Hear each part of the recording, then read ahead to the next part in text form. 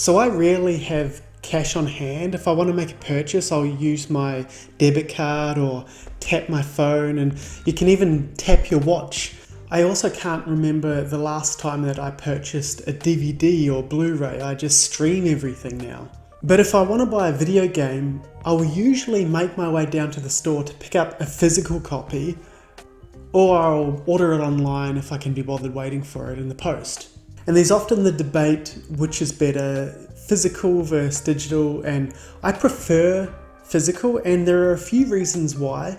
And one big reason for me personally is a lot of the times I'll go to like EB Games and buy pre-owned copies of games, which are generally cheaper than if I were to buy the digital copy. And one example is I recently picked up Elden Ring from EB Games, and it was $10 cheaper than buying the digital version on my PlayStation Store. And also, a lot of the times when I finish a game, I sell it off online on eBay, and I'll make some, and in a few cases, I'll make all of my money back. So I buy it pre-owned, play it, finish it, sell it, and get most of my money back. In rare cases, I will keep the game if it means a lot to me. And one example is this game right here, which is The Witcher Wild Hunt, which was the first game I ever purchased on the PlayStation 4 and one of my most favorite games of all time. I love this game so much and I'll never get rid of this. I've also purchased a game with the intent to play it right through,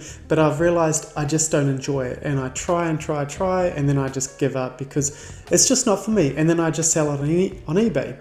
If I were to do that with a digital game, there is a window period. Sometimes I will just play a bit of a game every week, and so that window for the refund closes and I will never be able to get any of my money back. So that's another reason why I prefer physical games over digital, is reselling and buying pre-owned games. Another reason, which isn't a big reason for me personally, but it's sharing games. Like if my friend wanted to borrow The Witcher, they'd have to be a very good friend that I trust, and I'd let them borrow it. I've recently let 2 friends borrow one of my other games. You can share your digital accounts, but I've never been a fan of that, and I've never done it, and I don't think I ever will.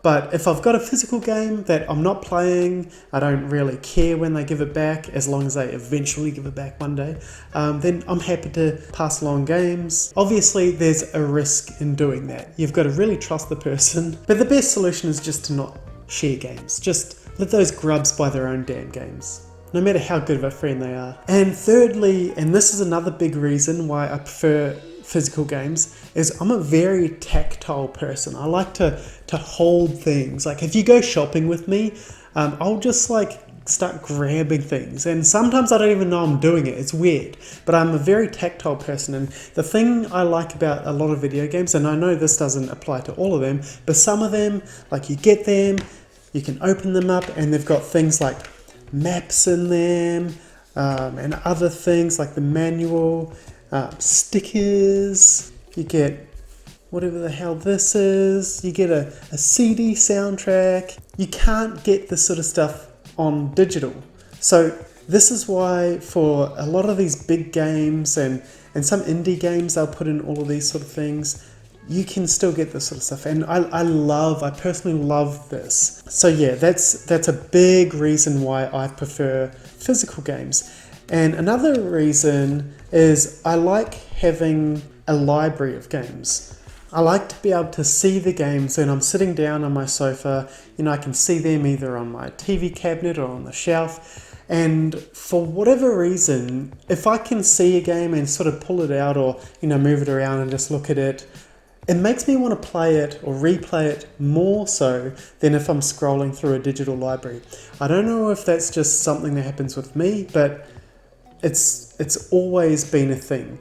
And finally, I love going to video stores, and this sort of like the whole tactile thing. I like picking up games, looking at them, putting them back on the shelf.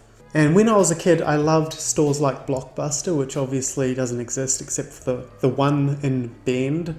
I think it's in the States or Canada or something.